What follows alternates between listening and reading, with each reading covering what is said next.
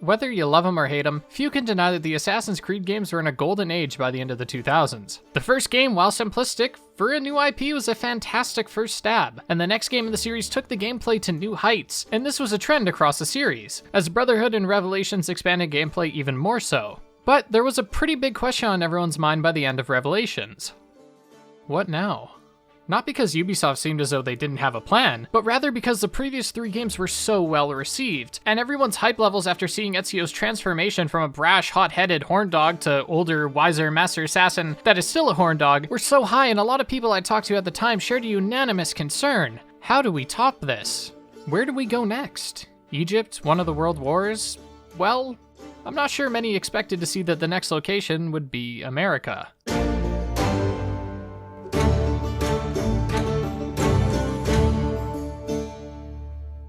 As the next proper sequel since the beginning of Ezio's saga, it seemed like Ubisoft were overhauling a lot of the animations, graphics, and gameplay. Now I want to immediately say that I won't be criticizing Ubisoft's choice of setting and historical period, because I just don't really care. I think this video would be pretty poor if I just spent a majority of it writing off the game's historical setting because it's boring or because of something it isn't trying to do in the first place. I could get upset that this Assassin's Creed game isn't some mech fighting game, but again, that's not what it's trying to be. One game that is trying to achieve that is today's sponsor, Mech Arena Robot Showdown. Did that sound badass? Mech Arena is a brand spanking new 5v5 mech shooter with loads of mechs, weapons, skins, you name it. And you can wipe the floor with your enemies on your own or with some friends. Better yet, Mech Arena is currently in the midst of one of its many events, with the current being a push for players to destroy 1 billion mechs for charity. If the goal is reached by December 15th, Mech Arena will donate $100,000 to Able Gamers, a charity focused on making video games more accessible to those with disabilities. So not only can you nab yourself some badass skins, but you can help make gaming more inclusive. It's a win-win. Well, actually, it's a win-win-win, with the third being the fact that this game is completely free on iOS and Android. If you use my link, you'll get 50,000 credits, 3 gold crates, and an exclusive Mechs Are Here event skin just for taking part. You can download it by clicking the link in the description or the pinned comment, or scan the QR code on screen right now. To win the awesome prizes as mentioned, like loot boxes and different mechs, you can join the event by clicking the Mechs Are Here button in the corner of the screen and signing up. Also, if you want to add me, you can do so by entering my username here. So with that being said, I hope you enjoy Mech Arena Robot Showdown, and I hope to see you on the battlefield. Anywho, where was I? I know there's been a lot of discussion around America's history being boring, and ironically enough, these criticisms have come from British critics who have seemingly forgotten that the English played a bit more than a teensy tiny role in the colonization of America. Regardless, we play the game as Radun Hakedun, or as we will be referring to him from this point forward, Connor, an indigenous Mohawk born and raised in the Mohawk Valley of British America. Assassin's Creed 3 sold relatively well, and by that I mean it blew everything else in the series out of the water, with millions of copies sold. But how did the critics feel about it? Well, most enjoyed it enough to call it near perfect, and cited its storytelling, gameplay, and graphics as high points, though some called attention to its level design, excessive bugs, and lack of innovation, with the lowest score on Metacritic coming from the Toronto Sun, saying that perhaps the series is getting too repetitive, which, yeah, I sure hope that criticism doesn't get echoed and result in Ubisoft overcorrecting it by making the game's borderline unrecognizable when compared to its roots, leading to a fanbase that has burnt all of its brain cells on telling the other what they can and can't enjoy. Anywho, the aforementioned fans had more of a mixed opinion on the game, and it left the Metacritic score with a blend of claims that the game is definitely fun, and that it's a good game, but not a good Assassin's Creed game. So, of course, with a game that has split the fanbase like this, I'd like to take some time, okay, maybe too much time, to talk about the game with a fresh and as unbiased a perspective as I can bring, and figure out what the deal is here. I know that there was an expectation for me to either take a hot steamer on this game or sing its praises endlessly, and while this video is titled In Defense of Assassin's Creed 3, I'd like to apologize for disappointing you, because I won't be taking a purely positive approach here. I can understand most of the criticisms against this game for sure, but I also feel like this game received a little too much flack in some areas. To help me give this game its proper praise, I have GamingWins joining me today, who will be chiming in to inform us of any underappreciated or unnoticed details that make this game so great. If you want to see the bright side of your favorite games, you can click the link to his channel in the description. He even also made a video about all the great things within Assassin's Creed 3, which I actually feature in. Also, really quick, spoilers ahead. So let's not delay this any further and take a look back at Assassin's Creed 3.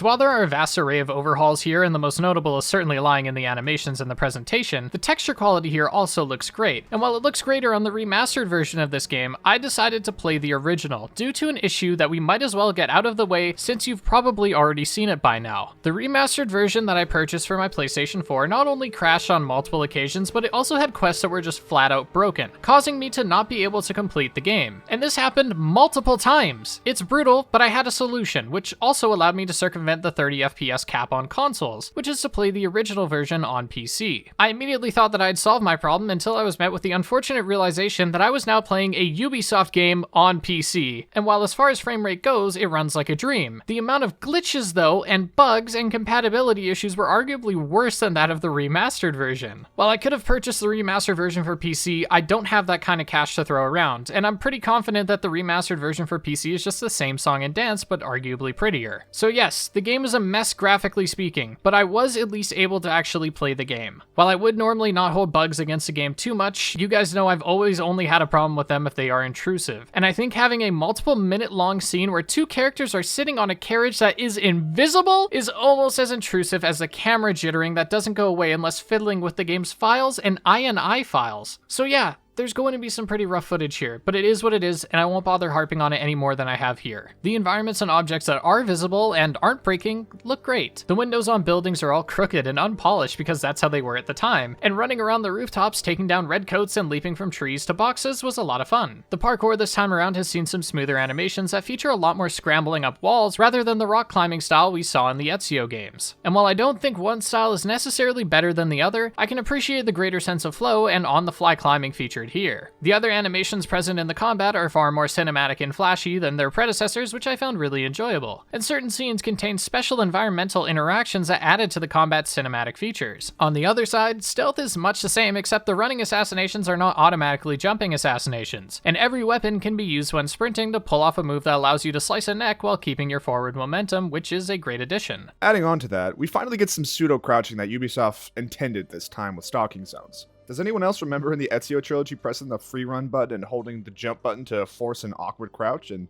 sure, it works, but you jump 18 feet into the air after, so these stalking positions do a lot of the heavy lifting in stealth sections, and is further improved upon in Black Flag.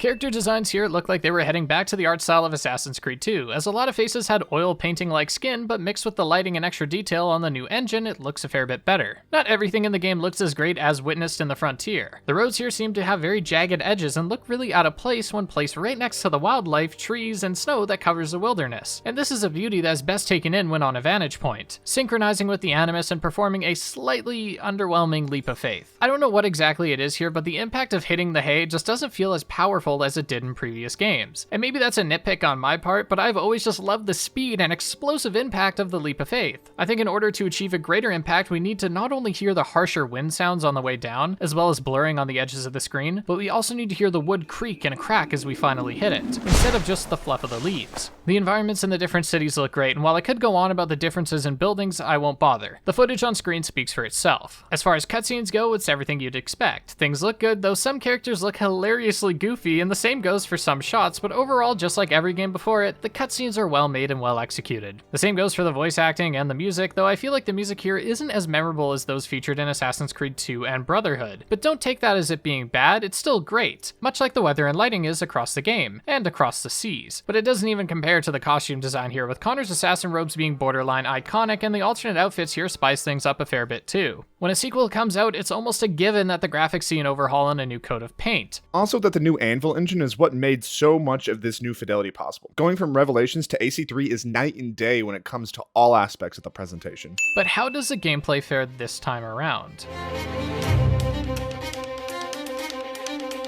Just because Connor is an apprentice for a majority of the game doesn't mean he doesn't have a solid set of skills unique to him. For one, he often climbs in a different manner than his predecessors as mentioned, but he still has all the usual abilities like wall ejects, and I actually like the parkour here a lot and felt that it had a lot more fluidity than previous entries. Though, there were a few times where I jumped onto something that I didn't intend to, but these moments were rare. I think this is a result of the game's simplified parkour controls, which see you just holding down R2 to run and climb instead of R2 and X. The reason I didn't climb things I didn't want to in the previous games was because when running and not pressing the X button, if you hit a wall, you would just stop. In Assassin's Creed 3, you will climb, vault, slide under, or scramble up whatever thing you run into. And since walking isn't the most ideal because it's not very quick, I would have moments where I would try to run towards something I need to pick up, and I would just end up jumping on the table. It wasn't a huge annoyance, and with enough practice, it wouldn't be a problem at all, but do note that there are some growing pains. I'm also still confused as to why this change was made at all. What about the old system didn't work control-wise? I'm not saying the climbing mechanics in the older games were perfect, but what does this change bring other than unnecessary simplicity and change for the sake of being new? Fortunately, there is a new advancement made to the parkour here, which sees you traversing the treetops, or as the fanbase has dubbed it, tree running. The tree running here feels incredibly natural and allows you to properly traverse the snow-covered wilderness, which if on ground level would take a terribly long time. There were a few issues where I would jump somewhere that I didn't intend to when tree running, and it prevents tree running from reaching its full potential, but it didn't prevent me from enjoying the new side of free running, and it helps Connor feel like a unique character. You might notice that while playing as Hatham, you can't climb many trees because he hasn't learned how to do so yet. The parkour as a whole here wasn't the best in the series, but certainly innovated, and I'm really happy that the tree running became a staple in the series, even if it was more limited in future entries thanks to their larger cities and lack of wilderness. While Connor seems to have taken some significant leaps and bounds past his predecessors in the art of movement, he also has some new combat abilities to spice things up too. The combat here is very much the same as Brotherhood and Revelations, with Connor being able to pick up enemies' weapons like muskets, use his own pistols, and his massive assortment of weapons like swords, knives, hidden blades, and his tomahawk, which is such an awesome weapon and as mentioned looks great in motion. Something I appreciate greatly here is that using your fists to disarm and just non-lethally beat up thugs is actually viable. It makes for some fun aesthetic changes to the combat, and while other games in the series allowed you to fight with your fisticuffs, the difference here is that they are generally on the same level as the actual weapons. I know that from a logical point of view, the fists should be worse than the weapons, but here it just adds another viable method of taking down your adversaries. You may have noticed I talk about these different weapons as aesthetic changes, and that's because that's all they boil down to. Every enemy goes down the same way regardless of the weapon you use, and I actually like that a fair bit. It's a change that was introduced in Brotherhood along with a new chain killing mechanic, which is just as visceral this time around. You just get that first kill through hitting an enemy a few times and then mash the attack button in the direction you want to go. Rinse and repeat while countering at any point in between, and you're set. Rather than pressing different buttons after a counter to indicate whether you will counter disarm, counter kill, counter steal, and so on, you now press the designated button after initially pressing counter. So instead of pressing R2 and square, now it's circle, then square. Not much of a change, and that sentiment rings true for the enemy designs here too. You have your all-rounders that don't take long to slaughter, but the brutes will need to have their defense broken first, which is a simple barrier, and then there are the knife-wielding enemies that can jump behind you and attack you, meaning you have to press the counter button twice. There are the captains which need to be counter-stunned to be attacked, and that's about all the variety you're going to see here. It's basic, and yet I don't mind it because the combat moves quite quickly, allowing these fights to, assuming you can land your hits, feel rewarding, mixing in tomahawk chops and hidden blade pokes with the new human shield mechanic, which allows you to use an enemy as a human shield when others are trying to gun you down. There are a few enemies like the brutes, officers which can not only counter your attempts to kill them, but can also do larger amounts of damage, but unfortunately this entire enemy line is defeated by counter stunning and then taking them down, or by just stunning them twice, causing them to drop to the ground. Thankfully, this continues and starts a chain, so while it isn't as quick as previous games, it ends up being more engaging and just as flashy, while also feeling a little more rewarding when you run through a small army. Another change here is the ability to counter more than one enemy at a time, and when you do, it's a cinematic flurry of attacks, and they didn't happen too often as to make the combat too easy, since you only have to press circle once to activate it, but they were flashy enough to be satisfying to watch every time they came on screen, which is helped by how many variations of these counters there are. Depending on what enemies are attacking you and what weapons you are using, it's clear the animation team had a lot of fun making these. I think the combat overall, while similar to the other games, still keeps its luster and feels like a proper step forward in the series, if it is a small one. Stealth also saw a few additions in this entry too. While the social stealth this time around is no different than previous games mechanically, the non-social stealth, antisocial stealth? I don't know. Whatever the kind of stealth is, it has some new bush hiding mechanics that make it feel like an actual stealth game, which is great, and the stealth here is usually pretty unforgiving, but fun for the most part. I think the biggest issue with the stealth mechanics in my eyes are just how primitive they can feel compared to the newer titles. And I by no means want to hold this game to today's standards because it is a little unfair, and I didn't do that with the other games, but what I mean is that not being able to crouch, for example, just feels strange. I know that the series has always prioritized social stealth, and the social stealth here works like it used to, but when you are in the wilderness, I think some added stealth options would have been nice. While we're on the topic of social stealth, I want to mention that you may notice that there are barely any courtesans or anyone you can hire for social stealth. In the older games, these served as instant win mechanics because you could just walk anywhere and stay hidden, but with these features removed, you have more situations where you either stalk a prey from above, move from crowd to crowd, bench to haystack, and it all feels more premeditated and deliberate. I think it's possible that this only works because of the engine potentially allowing for more civilians to be present on screen at once, but regardless, it makes the stealth and especially the tailing missions far more enjoyable, because the tailing missions require more thought from the player even if, in concept, it doesn't sound very engaging. Another thing that spices up the tailing missions is that tracking from above, like other games, isn't very efficient because you have to deal with the guards watching the roofs. But in Connor's home court of the frontier, we can stick to the trees like a true predator and stalk Templars from the treetops, which always feels amazing. Also, quick note,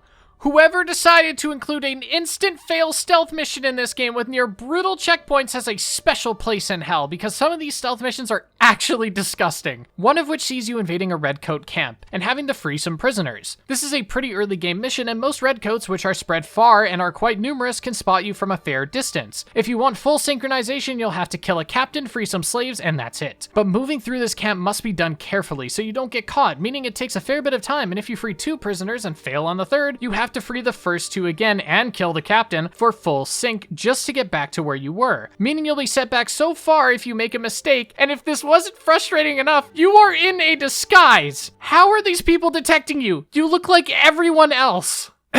Regardless of the instant fails, the stealth mechanics are for the most part fine, though there are many points in which I was detected in areas where I probably shouldn't have, but these were also few and far between. So that's all that's new here, at least while on foot. Connor, as he rebuilds the homestead, gets handed a ship in his name called the Aqua. Now sometimes people pronounce it as the Aqua, and other times it's pronounced the Aquila. Why, the Aquila boy! The Aquila flies again! So don't get on my ass about the pronunciations, the game doesn't even know what it's called. Sailing the high seas here can feel limited compared to the likes of Black Flag and Rogue, but there is still a fair amount of depth here for something with such a minimal role in the story. You can ram ships, go from full stop to half and full sail, fire cannons, brace for impact, and while it may seem basic on paper, I think in motion it still ends up being a lot of fun, and in some cases pretty challenging. Also keep in mind that in the main story, the Aqua doesn't even come close to overstaying its welcome. It's only in side quests that you might get tired of it. Mission design overall was pretty entertaining and felt far more low-key than previous entries. Sure, there were some pretty intense war moments, and there were some definitely incredible set pieces, like the one in a burning boat which served as one of the most memorable in the entire game. But there were also some interesting tailing missions and ones that didn't overstay their welcome. In the beginning with Hatham, you get to spend some time learning about your target and his whereabouts through eavesdropping, which just confirms that Ubisoft has not forgotten their roots, at least at this point. Even if it doesn't throw you as deep into the monotony as earlier games did, that's okay.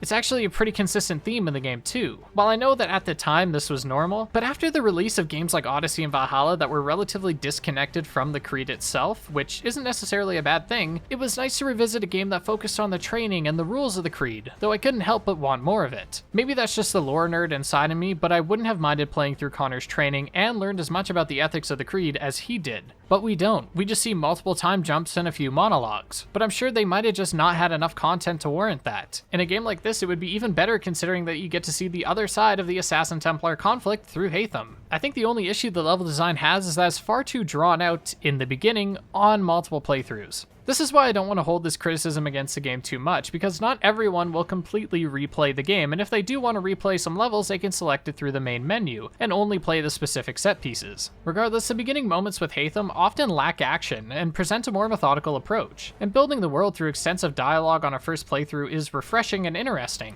But once you know the full story, it's not quite as fun to listen to the multiple minute-long conversations. Fortunately, there are full sync requirements here to make replaying these missions more enjoyable, and actually, what the fuck am I saying? It's not fortunate at all, because much like every other game that has a full sync requirement, it blows ass. All the optional objectives here are more of a pain in the back than any sort of challenge, and normally in these reviews, I will complete a game 100%, including getting 100% synchronization on every mission. And this was the first time where I decided not to. I suffered through the optional objectives of Brotherhood, Revelations, Unity, Syndicate, and it was never fun, and I just can't do this shit anymore.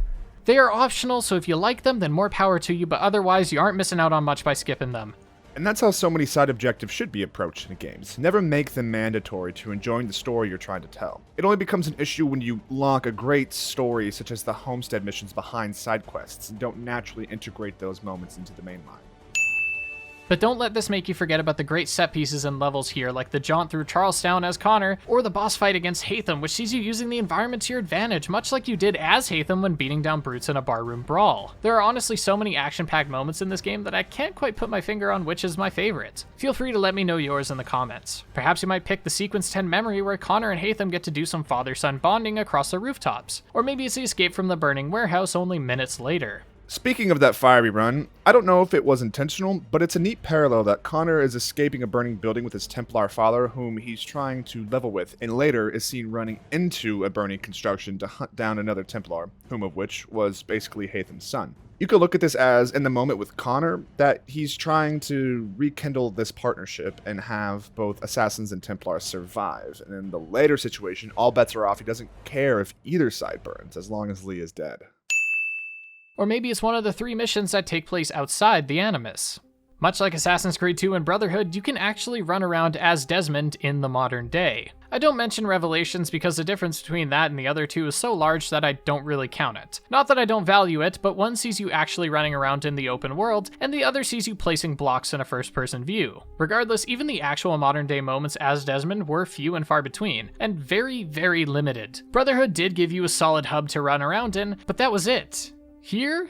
Oh man, I love the modern day things here. Of course, the hub isn't as good as Monte Argoni, but there are actual missions here, and replayable ones at that. Well, actually, let's put a pin in that for now. We'll come back to that later, but for now, these are actual missions, which see you heading to different locations around the world to grab power cubes to activate some ancient mechanisms within the temple. The first is actually the best one in my opinion. It sees you entering an office to steal a cube, and you are achieving this by climbing a construction building and crane, and eventually parachuting into the office from above. The parachuting is pretty janky as Desmond just holds the same pose, like not even his hoodie moves in the wind, but the ascent up the construction site was beautiful and exactly what I would want from a modern day Assassin's Creed. Performing precise parkour on platforms that are so insanely high that any slip leads to certain death as you hit the ground that's barely visible from this high up. It's just perfect. The second sees you entering an MMA arena in Brazil, and this time you make use of some actual stealth, blending in crowds and sneaking around exits to get to the power cube, even climbing through the rafters directly above the ensuing fight. Ending with a fistfight against a rogue assassin who doesn't really matter, and this mission serves as a great proof of concept for decades-old stealth mechanics still working within the modern day. The finale sees you re-entering Abstergo, which I found pretty nostalgic because we escaped that place at the beginning of Assassin's Creed 2. This particular mission sees you focusing on combat far more than anything else, and while this is mechanically the most bare, it still has value in my eyes for the spectacle of revisiting an old location.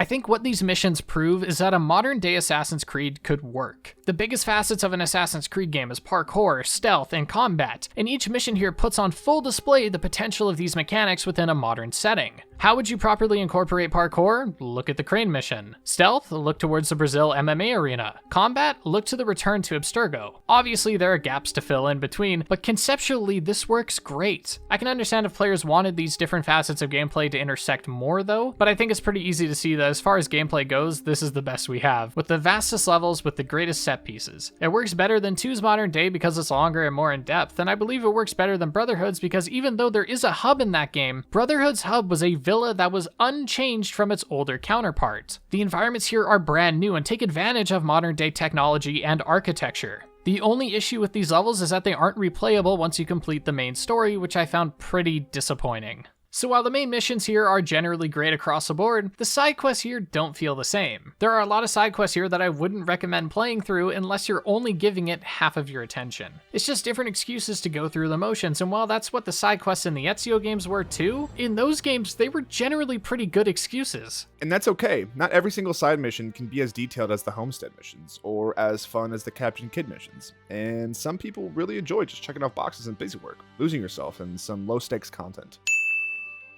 Here, there are no assassin tombs or Templar lairs, and the closest we get is an underground fast travel network that we have to explore in order to unlock new fast travel points. This entire concept to me made little sense because I questioned why we couldn't just fast travel to the viewpoints. It took way too long to unlock a fast travel location, and it was often just easier to walk, run, or ride a horse to your destination. I think the aforementioned tombs and lairs live on in spirit in this game, as certain Homestead missions see you entering collapsing caves and performing some platforming, but it didn't often reach the same heights as previous games. missions. There is a new liberation system here that unfortunately was far more tedious than the previous games, as I saw you doing odd jobs for townspeople and eventually running into a liberation captain and helping them, allowing the district to be liberated. I didn't really notice much of a difference though. The quests themselves are things like killing a rabid dog, which is just done by walking up and pressing square, or carrying sick people to a medic, which involves pressing circle, walking a few feet, and then pressing circle again to drop them. Most of these were pretty boring, and it became quite repetitive too. Even the final mission for a district just sees you defending an ally from waves of enemies. Thankfully, there are a few forts for you to run through, and these were always a ton of fun, as they have interesting layouts and a huge number of enemies, making both combat and stealth really fun and challenging. Especially those in the frontier, as they allow you to try out new moves from the treetops. And the extra shrubbery littered around is helpful. Something else littered around here are trinkets for a fellow named Pegleg. As you bring him ever-expanding sets of these odds and ends, he will give you a letter from Captain Kidd,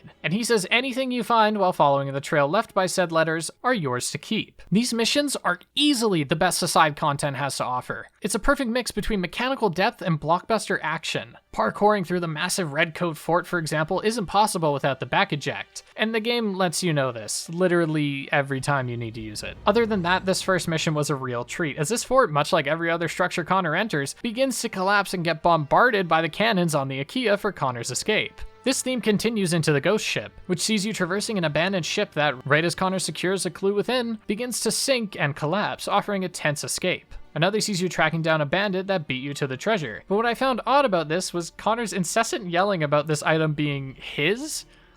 But this guy got here first, so it's definitely his. But Connor doesn't really care who was there first. Maybe all those colonists are rubbing off on him. The final that I completed saw Connor heading to an abandoned mansion and trying to deduce what happened to those before him. And while not mechanically deep, it was interesting seeing Connor's detective work here. When you do get to Oak Island and you find Captain Kidd's treasure, you realize that the treasure is a shard of Eden that repels metal. Once you do return, Sean jumps in and informs you that the rumors of Captain Kidd being invincible must have stemmed from his acquisition of this piece. You also unlock Captain Kidd's outfit, and it looks horrible. Okay, maybe it's not that bad, but I don't like it at all. The line of quests was arguably one of the best in the game, and it's a damn shame that it's locked behind some collectibles that a lot of people may not even bother to grab. The actual missions on the Aquila are pretty solid too, but they don't really compare, as you're just guiding ships through routes, and there's at least one case where you take down a Templar, but it was pretty forgettable, especially when compared to the Captain Kidd stuff. So one thing I have failed to mention purely because I don't know where to categorize this is the new trading system. In earlier games, buying and upgrading real estate allowed your home to not only look much better, but also increase your hourly income. Now, one issue with this system is that it was super easy to get a lot of cash in a short amount of time. It didn't matter that much though, because most of your profits would just go back into your villa or whatever region you were in, aside from a few weapons and healing items here or there. Here though, your income is always being spent on consumables, maps, outfits, and weapons. You also don't earn money through direct investing, but instead through trade routes and sending convoys to deliver goods to different merchants. It's pretty basic stuff. Certain merchants will buy your items for cheap, but offer a safer and shorter travel, and on the other hand, merchants that pay a greater price come at a higher risk. You can, with your materials, craft more resources too, but these craftables were often just different things to sell, or a weapon. Nothing really interesting. I think the crafting as a whole is just pretty lame and not worth your time in my eyes. You know, we can continue recounting the ups and downs of the gameplay, and something important to mention is that many people didn't have too many issues with the gameplay. Some found it repetitive, and I don't really disagree with that, but a lot of the criticisms for this game were a product of its narrative, which is where we can look to next.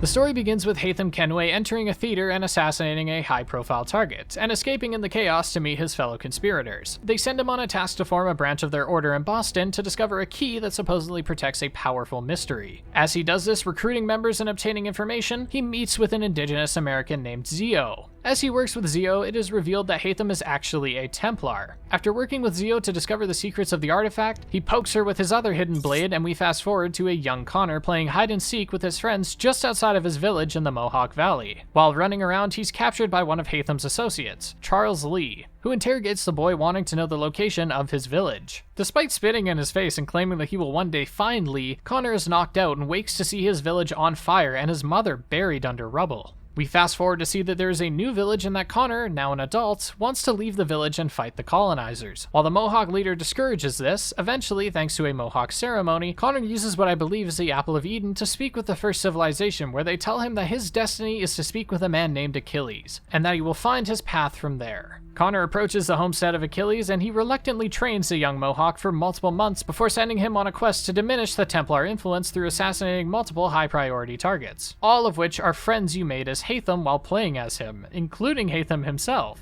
Connor's dad. As Connor moves through these different assassinations, he begins to question which side is truly right, Assassins or Templars. Connor and Hatham reunite, and while having opposing ideologies, share some bonding moments, but this unfortunately ends with Connor still killing all of Hatham's friends and eventually Hatham himself. Before Hatham dies, he makes it clear that Charles Lee is the future of the Templar Order, and mixed with Connor's pre-existing lust for revenge, he tracks him down last. After the two bring each other to near death, Connor slides a knife into Charles' chest and takes the amulet on his neck, only to bury it in a grave behind Achilles' home. I think the story here is really good given how much goes on and considering that we play as two characters. The story felt well paced and interesting from start to finish. I do think that some of the B-plots like those with George Washington were ultimately forgettable compared to the main struggle, but that's okay because they are balanced out by some great set pieces and even greater characters. Hatham is as charming as it gets, and he might be arguably one of the most charismatic gentleman bastards in the entire series. And I think the reason Ubisoft made him so likable right from the get-go is to enforce this game's theme of the Templars not being as evil as once depicted. I mean, look at the way he treats Ezio. While a majority of the population at the time were literally enslaving the indigenous population and treating them as second class, Hatham shows some respect and kindness. One could argue that he was only being kind because he needed something from Ezio, and he still does speak extra slowly for Ezio for the first few encounters, but he's never shown to be an outright bad guy. And this actually goes for quite a few of the Templars you meet in the beginning. Some are sloppier than others, but overall they seem like people you can get behind. I know that saying the Templars are not so different from the Assassins and having a narrative that makes the player question if they're playing as the good guys or not isn't new, but the way they do it here certainly is. And what makes this new take on the conflict so engaging is that AC3 is going beyond just the lip service of pointing out the Assassin's hypocrisy and actually takes the time to explore the goals and relationships between the Templars and Assassins.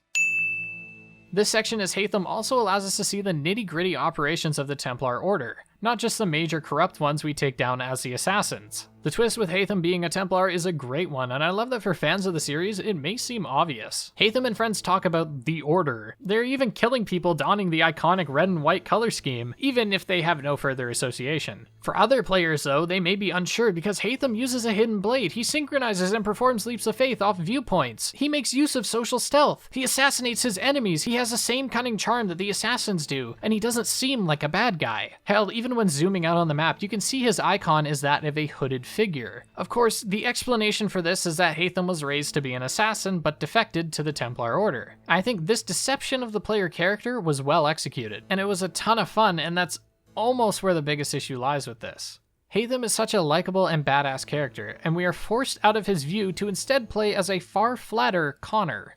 The choice for Connor to not have the exaggerated swagger of a pompous Englishman, I believe, was intentional, to highlight the contrast, not just between their upbringings, but also their ideologies. Connor as a character in my eyes isn't as strong as Hatham. He doesn't have much charm, often speaking in flat monotone delivery or flat out anger, and he isn't much of a badass, at least for most of his journey. At the very least, not badass with his tongue. Like you're about to mention, Connor's badassery comes from his actions and his stoicism. One look at his beautiful combat animations or the multiple victories he delivers to the Patriots shows this in spades. He's also far less calculated than his father, again, for most of his journey. I think where Connor's character is at its best is when looking at his actions. Connor shows great dedication, kindness, and patience by the end of the game. His beginning actions as a hot-headed, revenge-driven teenager compared to his actions as a wiser, sturdier adult is what made the character for me. Connor is a great character not for what he is, but for what he does. He continually does the right thing, and while attempting to be passive where possible, doesn't take shit from anyone. Need something, darling? No. Rude.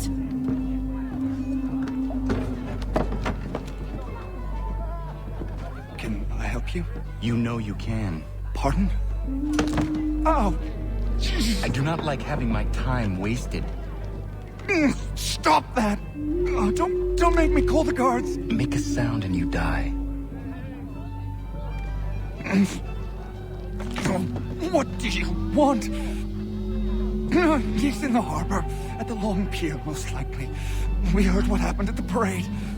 Charles got all nervous, said he was leaving the country. I thought he was overreacting. It's not. No. Thank you.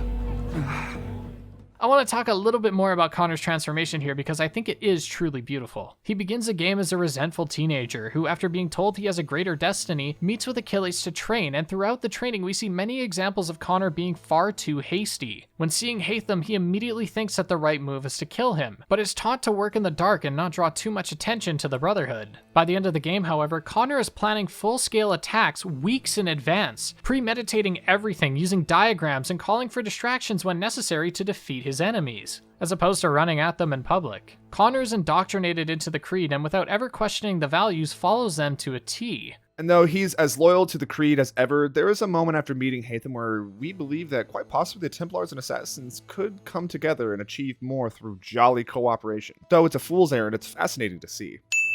And as he takes down and talks to more Templars, there's a seed of doubt that is planted and watered throughout the game. And that seed of doubt comes to a head when he meets his father, who lectures him on the shortcomings of the Creed in a way that I absolutely love. But that's not the point. The point is, through his training, Connor is able to look at situations with a more level-headed perspective and do what is best for achieving his greater goals, and not what may seem right in the moment. Connor begins to question the Creed himself, and his many arguments with Achilles cements that seed of doubt that I mentioned earlier. We are sworn to stop them, or have you forgotten? Assassins are meant to be quiet, precise. We do not go announcing conspiracies from the rooftops to all who pass by. Who are you to lecture anyone? You locked yourself away in this crumbling heap and gave up on the Brotherhood entirely. Since the day I arrived, you've done nothing but discourage me. And on the rare occasions you've chosen to help, you've done so little, you may as well have done nothing at all. How dare you! Then tell me, on whose watch did the Brotherhood falter? Whose inaction allowed the Templar Order to grow so large that it now controls an entire nation?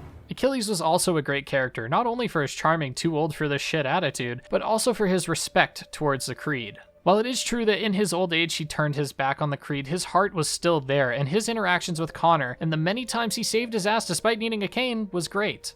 Rogue greatly expands upon Achilles' relationship with the Creed, and while I'll always champion that a story should be able to stand on its own 2 feet, Rogue provides great context for exactly why he's so reluctant to train Connor, and furthermore, so set in his ways about what the Creed is. Going from what he learned in Rogue to seeing his thoughts on Connor's actions, I don't blame Connor for being so upset with Achilles, as we can only hope that he told Connor of his past mistakes. And just like Hatham, Achilles doesn't learn from them and blindly follows the Creed once again to almost a fault.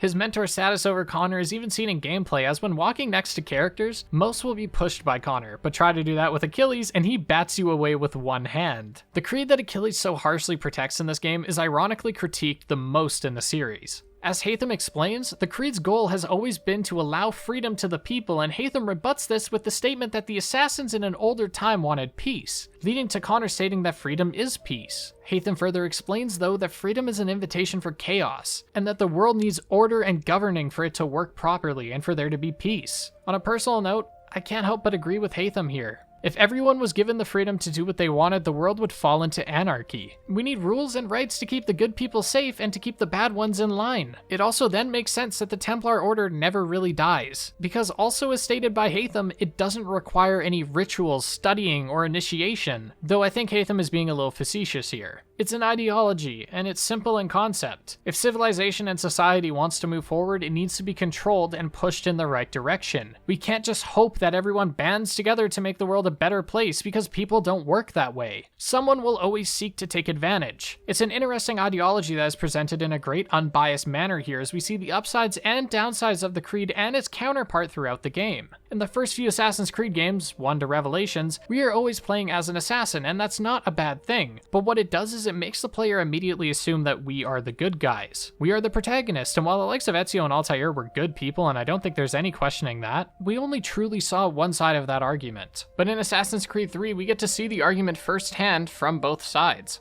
And it makes the discussion that these games like to prompt a lot more fruitful, and it gives the player more to chew on. By the way, don't read too far into this and think that I'm making some real-world political statement here. I'm just speaking strictly within the game's world. It's not that deep. This time around, the band of characters that you do take down were pretty interesting, or at least most of them were. Ones like Pitcairn were as forgettable as it gets motivation-wise, since he's just a cog in a larger machine, but the likes of Hickey were more enjoyable because his motivations were far more short-sighted. And though they are definitely forgettable in the grand scheme, their death talks still offer very interesting insight into the Templar cause. Pitcairn was speaking of negotiations between the Patriots and the Loyalists instead of fighting. Johnson spoke very true words about how the Continentals would do the same as the Loyalists did to Connor's people.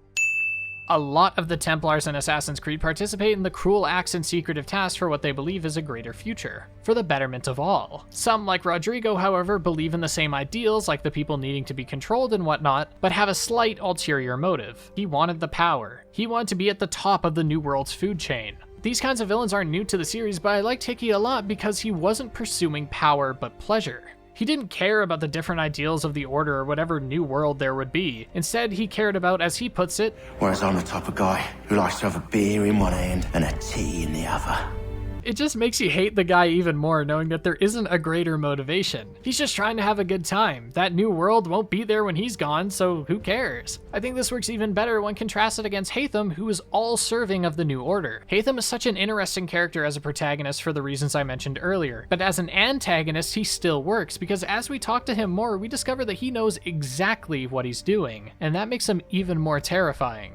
What I mean is that most Templars do bad things and show little empathy, or care for anyone that isn't them. Those like Hickey and Lee just kill and connive for power and pleasure, and it usually seems as though they don't know the ramifications of their actions. Haytham does. He has clearly put a lot of thought into this order, his master plan, and he's okay with it. It's not like he doesn't feel guilt, as he shows when wondering where Ezio is and finding out that she was killed. He feels pride as he expresses on his deathbed to Connor, and he shows empathy for the indigenous Americans. But he does what he does anyways, because it's for what he believes is the greater good, and as I already said, he makes a damn fine case for his stance. He is in a position where in order to make the world good, someone has to be the bad guy, and he's okay to take up that role. Even better is when on said deathbed, he holds his stance and almost taunts the player, asking if we expected him to realize that he might have been wrong, and I think it's an excellent send-off to his character. You may notice I didn't mention the confession for Charles Lee, who plays such a large role in the story, and well, it's because he doesn't have one, and I think that's a good thing. Connor has gone to the ends of the earth to track this guy down, and as both of them are at their wits' and bodies' end, they just sit at a table and share a drink. Not out of kindness or pity, but out of respect. You get this idea that they both know this is where it ends, lest they continue this chase for the rest of their lives. Lee's offering of booze to Connor is him saying, well, you got me. Congratulations. And Connor's acceptance of his offer is him saying, yeah, looks like it is. You put up a good fight. And yet, no words are actually spoken here. No confession is needed. There is no redemption to be had, no sins to repent for, not even ways to make things right for Connor on a personal level. Only death, and Lee embraces it with a swig of liquor and mostly open arms. A lot of people criticize Connor for being a boring character, and while I can see where this criticism is coming from, as he surely isn't as charming or funny as Ezio and friends, Connor does something that I think the old school fans will appreciate a lot more these days, especially given the reception to Odyssey and Valhalla, and that is that Connor respects the Creed. Sure, he doesn't follow its proceedings from the get-go, but especially by the end of the game, he is truly at a point of being a master assassin, and his unwavering resilience is great. While Connor's story is an interesting one, Desmond's is far more climactic in its ending. To catch anyone who doesn't remember the older games up, Desmond was a bartender who, despite being raised by assassins, doesn't want anything to do with their modern conflict. Unfortunately, he is kidnapped by Abstergo to relive the lives of Altair and Ezio, so Abstergo can locate a piece of Eden through their memories. Abstergo being the modern-day Templars. Also, another warning, this next part contains major spoilers for Assassin's Creed Valhalla, so please skip to this point in the video if you want to avoid those. Through Desmond's journey, he is consistently told of a great catastrophe that will destroy the world. This is the same catastrophe that destroyed the first civilization, and he is tasked with stopping it. Throughout his journey, he is eventually led to the Great Temple, which serves as your hub this time around. When entering, Desmond and the crew have to find a way past a large barrier, and by the end of the game, you'll have access to that barrier. As you power up the temple through the use of these strange cubes, you'll see apparitions of Juno and Minerva, which explain the many failed attempts that the first civilization had taken to prevent the first great catastrophe. Upon entering, the apparitions of Juno and Minerva appear again, and Desmond is given a choice between sacrificing himself to prevent the great catastrophe for an undetermined amount of time, or let nature take its course and rebuild humanity from the ground up, acting as a prophet for the new world. Desmond has already made his choice, however, and decides to sacrifice himself for humanity. I think Desmond's choice is perfect for his character too. I mean, listen to what Miles says about him at the start. No ambition, no plans for the future. Then at the very end, instead of drinking his life away, he decides to make the biggest decision a human can make to safeguard everyone's future. The game then ends with the catastrophe being prevented, and that's pretty much it. A lot of people took issue with this decision as it felt like an unfit end to Desmond's journey. Now, to be fair, Valhalla does continue Desmond's story, showing that he isn't dead but rather in a different plane, but what we have here definitely feels very quick and weak. I think this ending could have been more satisfying if there were greater considerations made. I don't think that we have to be given a choice, but it would have been interesting to see a conflict within Desmond over the right move. Imagine if the characters surrounding him have different views and leave Desmond as the first character in the series with an actual choice in front of them. Altair, Ezio, Connor were all pawns, and especially Ezio and Connor were doing things decades ago just so Desmond could make a choice here. So the fact that he weighs the two choices for all of a few seconds is a little disappointing. I think they should have reworked the decision here, and the first change should be that the temple closes behind them, meaning nobody can come in or out until a decision is made. It could be more interesting if Sean, for example, being more cynical, thinks Desmond should just let nature take its course. He believes that if Desmond does prevent the great catastrophe for now, how long until another one happens? How long before humanity has to sacrifice someone every year to appease the catastrophe? Why not let it run its course, ensuring that it at least won't come back for a very long time? In this new world, they could have been kings, and while they would have a lot of pressure to reshape the world, this time they can make sure it is constructed properly, or at least in whatever way they think is best. With the power of the Pieces of Eden, they'll have literal control over the new minimized population. Isn't that also ideal for the Templar-Assassin conflict? The Assassins' numbers are lower than ever in the modern day, and the Templar influence has reached a point where a few knives and sleeping darts won't take down major corporations. The catastrophe would wipe out a lot of Templars. Sure, it'll wipe out a lot of Assassins too, but isn't that sacrifice worth it? Especially when the Assassins now have all of this knowledge and power? This could be our shot at a Templar-free world, if one like that is even possible. William Miles could be the opposition here and recommend that Desmond does in fact sacrifice himself. He argues that sacrificing one person to save billions is worth it, and even if we get to a point where the Earth needs to sacrifice every year to prevent the catastrophe, that's still better than killing off billions of innocents. He argues that finding sacrifices would be easy. If for some reason they have no martyrs, Desmond can command a criminal to sacrifice himself, acting as a beneficial death penalty. Sure, the assassin numbers are down, but as the gang have learned a million times over through the lives of previous assassins, the Templars are bound to come back, because their ideology is one that permeates through time. The crew already has the Pieces of Eden, and if given enough time can make an impact in this world without forfeiting it. Desmond has the power to save billions, and if he refuses to save them despite having the power to do so, he might as well have pulled the trigger himself. Rebecca can act as a mediator between the two, being just as unsure as Desmond is. Sean makes a good point that starting a new world as prophets, kings, and queens is nice, but is the cost of billions really worth that? The Assassins have always stood for freedom, so why should we now take the freedom of billions and make a lethal choice for them? If the Assassins are able to secure such powerful objects and have so much control over the world, how long until they cross a line and turn into exactly what the Assassins were attempting to destroy earlier? While Rebecca may believe that the right decision could be Desmond sacrificing himself, she doesn't feel right asking him of that, unlike his father. The decision would then ultimately be up to Desmond, as it should be. In the end, he can still make the original decision to grab the mantle, but this added context and thought to the decision in between the Desmond-centered missions already sprinkled throughout the game would likely have made the ending feel a lot more climactic. As for where it is now, I don't think it's horrible, but there definitely could have been some more meat to it, and I understand why this ending received the flack that it did. And that's what makes the narrative at the core of Assassin's Creed so great, is that we can't know what would happen. As much as Minerva and Juno spend their sides, they both sound as if we will end up with the same struggle that's plagued this level of humanity forever, either way. And beyond just the struggle between the two factions, their ideologies. What is better? Control or absolute freedom? I challenge you to answer that question, because I don't believe we can get as cut and dry as the Templars and Assassins, and that's what has kept us engaged in these stories for over a decade. So on the whole, the story here, I believe, was given the shaft by fans a fair bit, and I think if any of you haven't played this game since release, go back and play it now. You'll probably find that you like it a lot more than you remember. So you may have noticed that the story here feels a little disjointed on the surface, with things like Achilles going from elderly to dead in a single sequence, and not really seeing Connor's reaction to it all. The explanation for this is that there is an end to Achilles' story, and even a heartfelt funeral for him. But it is all within the line of side quests I assume a lot of people haven't bothered completing. I mentioned that the side quests in this game feel pretty bland and lack anything to motivate the player outside of maybe an outfit or weapon. Or at least some of them. The Homestead missions actually have a story arc tied to them though, and while that story is good and while it does intertwine with the main story as each bunch of them is unlocked with each sequence, it still ends up feeling disconnected not only due to the likelihood of players just not finishing it until long after the main playthrough, but because a majority of it takes place on a secluded settlement. It sees you recruiting people to produce goods for the homestead, turning it into a real village equipped with a pastor, blacksmith, lumberjacks, doctors, livestock, tailors, you name it. 2 characters end up conceiving a child, another 2 get married as you fix up the place. Achilles and Connor become closer and closer, ending with Connor approaching Achilles as he sits at a fireplace, only to find him dead. As Connor prepares the funeral, digging his grave, we read the final letter that he wrote to Connor, and it hit pretty hard, with Connor's post-funeral discussion being even more heartwarming. Your unwavering tenacity and honesty have burdened you with responsibility far greater than any one man should bear.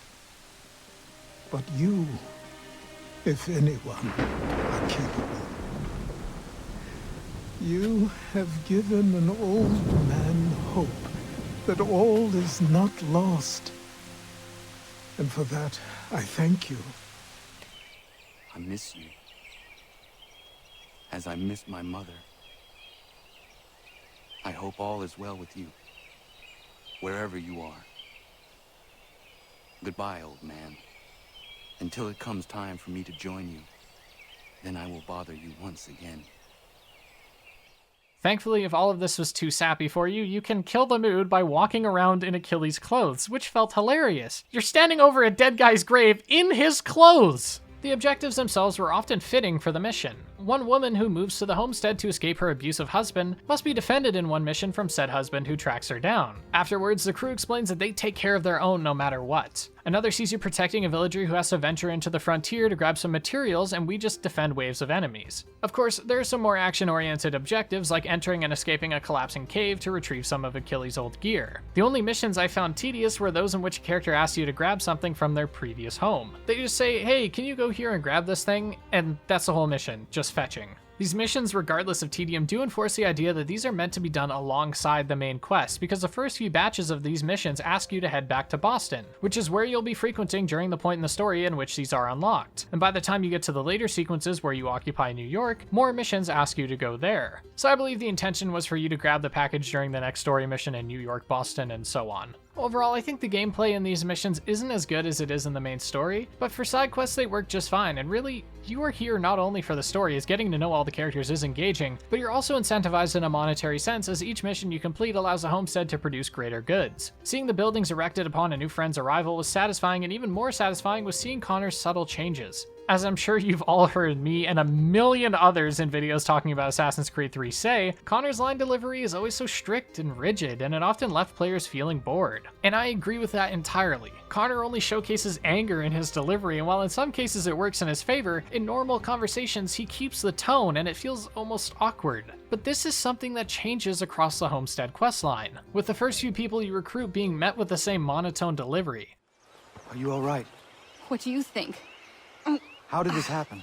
Poachers in the woods. I asked them to leave. This was their answer. Come on. We need to get that arm looked at. But by the later quests, you may notice that he begins to show more emotion and speak more casually. Connor, Everything seems to be in order for the big day. it is. Except, I can't find Miriam. I'm certain she's making sure all is perfect. I will find her, my friend. I mean, look at his reaction to hearing about Prudence's pregnancy, and to hearing about Miriam and Norris getting married. Did you see that? He smiled! He showed excitement! Even listen to the way he speaks at the wedding. Connor, we were just recalling our weddings. Spirited events, I take it.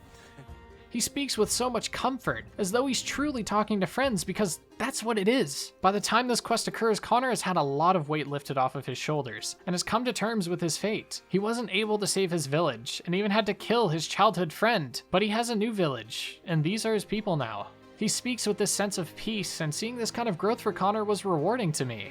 Unfortunately, that's one of the major problems I have with this side quest. So many people didn't see this payoff. Connor's main story just shows him losing everything and borderline retiring to an empty homestead with the old man on the hill. This, though, shows Connor building his own future and moving forward as a happier, peaceful man. A lot of people criticize Connor for being boring and flat, and it's probably because they didn't play this. And can you blame them? You have to listen to his near emotionless delivery for literally the entire main questline. I just wish we could have seen this in the main story, but I also think it would introduce some greater pacing issues. The way it is now, I think this works as a true ending of sorts for Connor, and I only hope that if the series attempts to do something like this again, they further encourage players to play through them as they complete the main story. What happens if... when we win? When we stop pretending?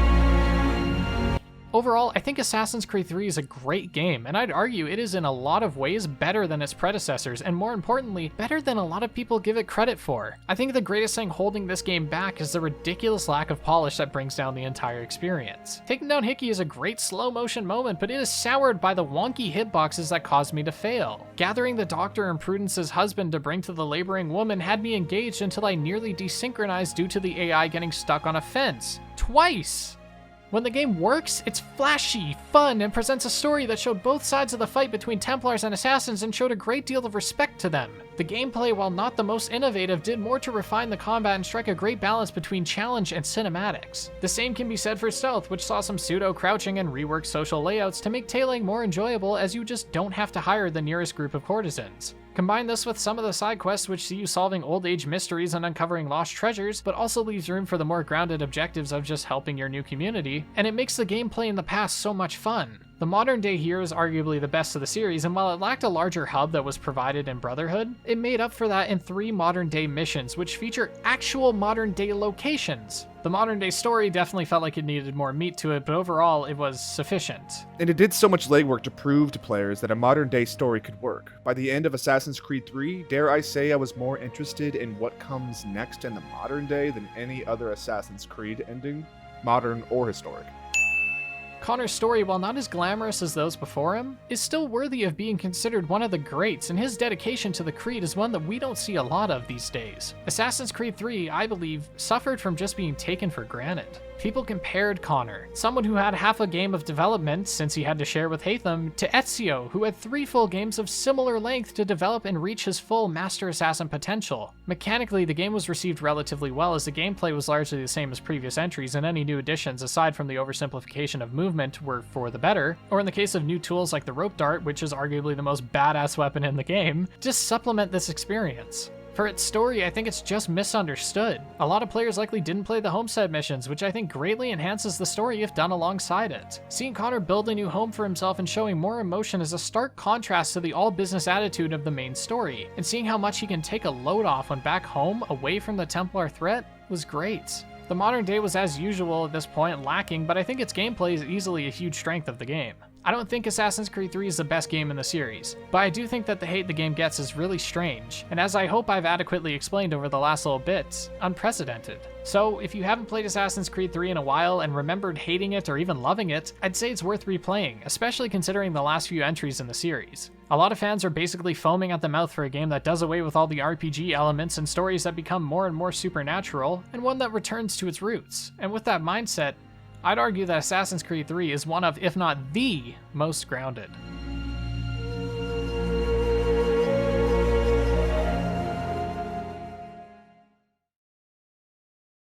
Good evening. Thank you for watching this video. I've been busting my fucking ass to get this shit out on time, and I'm tired. I'm really glad the video's done. I mean, I had fun making it. I was planning to leave Assassin's Creed 3 until last, but Mr. GamingWins thought that it would be a good idea if we collaborated on this video because it's like been a highly requested one on both of our channels. So I did it now, and it probably works best because it's the first in the Kenway games.